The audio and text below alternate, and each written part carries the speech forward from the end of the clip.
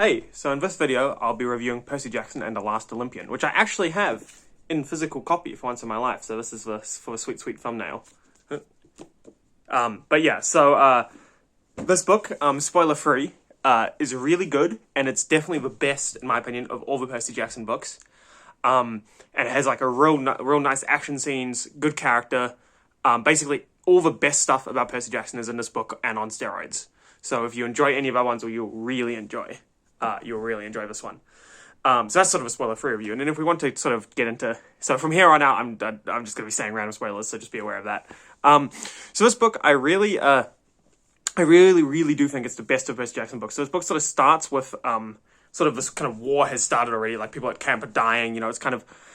it's all gone downhill a little bit, and the book starts, you know, with Percy Jackson losing one of his, not best friends, but like a good friend, and a dude we've known, you know, sort of tangentially from the start, and we've heard about him, and the book just starts with him just getting blown up. I mean, so it's like, so the stakes have certainly risen quite a lot. And so that's how the book starts, and so that kind of sets the tone, and then immediately we go downhill again, where we have it as a big threats to the gods, and it's all going downhill, and then we have this kind of drama where we have Percy going down to the underworld to get to bathe in the River Styx, and there's like some drama there, and it's kind of interesting, and it sort of eases us in, because then we go off the cliff and we just spend the entire rest of the book. There's just a giant battle of Manhattan. There's monsters, there's Kronos, there's Titans, there's peace negotiations, there's, you know, all the characters are at war, and it's and there's some betrayals and stuff, and it's just really and it's just really good. Like, so there's basically this entire book or most of this book is just like an action scene with Percy and the squad fighting in Manhattan, trying to stop Kronos getting to the Empire State Building. And the setup just really works, because we have a very distinct goal for our antagonist and our protagonist. Our antagonist wants to get to Mount Olympus so he can destroy it, that being Kronos, and our protagonist, Percy, wants to stop him doing that. And it's just real simple, and it sets up a real... very easy way of sort of understanding progression in the story, because we have, you know, they keep having to go closer and closer to the Empire State Building. They keep losing territory, and as you know, you get more and more drama, and every now and again they get some reinforcements, like the Hunters show up, and then Chiron shows up, and you know, the stakes just keep going up. And it's really like this book honestly really functions for me really well, because we've got some really interesting character stuff with Luke. So the main character development stuff we get here is Percy and Annabeth's relationship, where they get basically to get together at the end of the book, which is really cool, and it's sort of been, you know, it's not out of nowhere, it's sort of been coming together for the whole series. So we get that, and then we also get the whole Luke's like sort of character arc, where eventually he decides at the end he sort of redeems himself, so to speak, and decides, you know, to betray Kronos and kill himself. And so the character stuff is really interesting. Where I really enjoy getting to know Luke a bit better, getting to know Luke's past a bit better, understanding how his mum was really like cerebral and kind of crazy, and that's why, and he felt abandoned by his dad, Hermes, and you know, so we really get to know Luke, and we get to understand why he was so bitter and why he did what he did. But then, of course, he sort of has like a Darth Vader moment at the end, where he kills the big bad, although unfortunately the big bad is also himself, so he kills himself. So I enjoyed that. I mean, I just enjoyed all of the action here. The monsters were cool, fight scenes were cool, Percy Jackson going crazy, killing everyone because with his, you know, blessing from the River Styx and stuff, like, really cool. The scene where they fight the big Draken thing, and Clarice comes and and we have like the callback to the Trojan War, the Trojan myth, where because in the Trojan myth, Achilles' double goes and fights for him, and then Achilles' soldiers follow Achilles' double, and then the double dies. I forget his name. Basically, Achilles' bum boy, his butt buddy, dies, and then Achilles gets real mad. And it's the same like a similar setup here, where Clarice's friend takes her armor and then dies, and then Clarice gets mad and kills a Draken and stuff. And I really enjoyed that. And I also enjoyed we have this alternate little sort of story going on where the gods are fighting. Well, not really a story, we just hear about it, where the gods are fighting this big monster Typhon, and how and we get some interesting theme stuff there, where it's like the gods when they're not united, don't really do much, but when they all get together, problems actually resolve pretty quickly, pretty easily.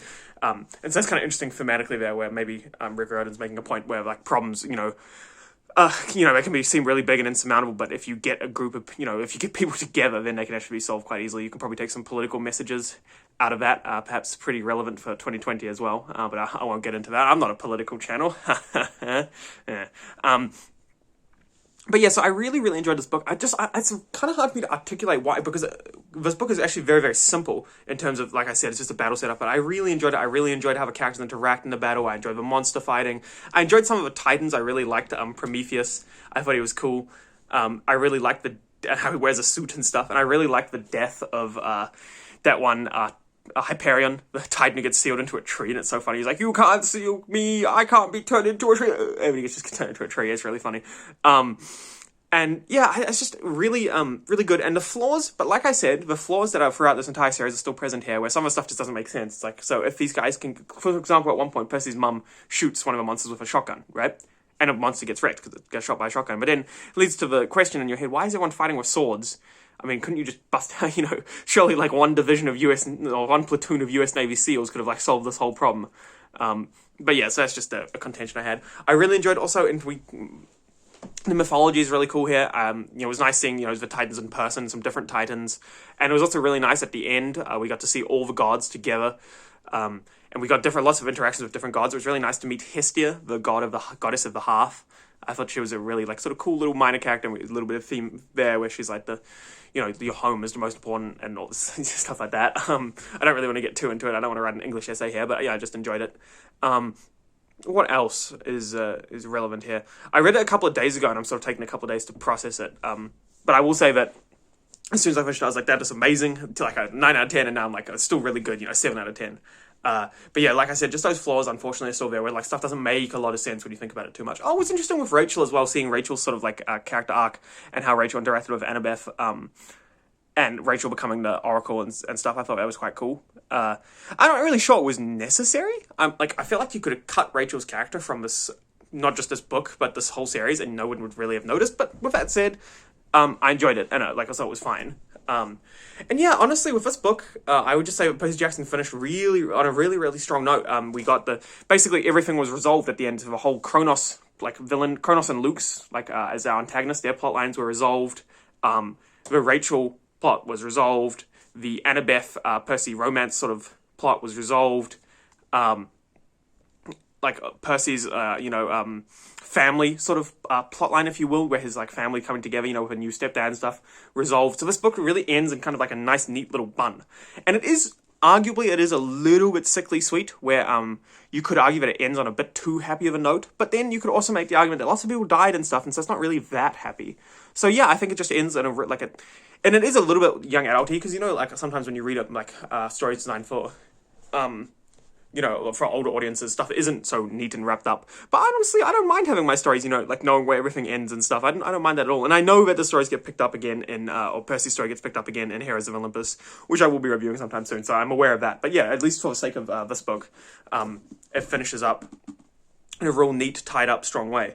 So yeah, overall, if I'm going to sort of just review this book as a whole, I'd say it's got all the flaws that I discussed with previous books, things not making sense, some plot holes and stuff, but all the strengths are magnified so much more. We've got some really cool character moments, insane, enjoyable action. The comedy is still there. I'm not sure if I mentioned that, but comedy is still comedying. It's still funny. The mythology is really cool. It was nice to meet some Titans. We've got some more interactions with the gods. And so all the strengths are there, extra, and the flaws are still the same. So this book is, by far, in my opinion, the best for Percy Jackson series. So I'll be concluding this whole fiesta of Percy Jackson uploads in a few days, where I'll be just doing an overall series review for Percy Jackson, and I'll get into sort of my thoughts on the series as a whole, my thoughts on the series' trajectory, which books were best, which books were worse, and all that.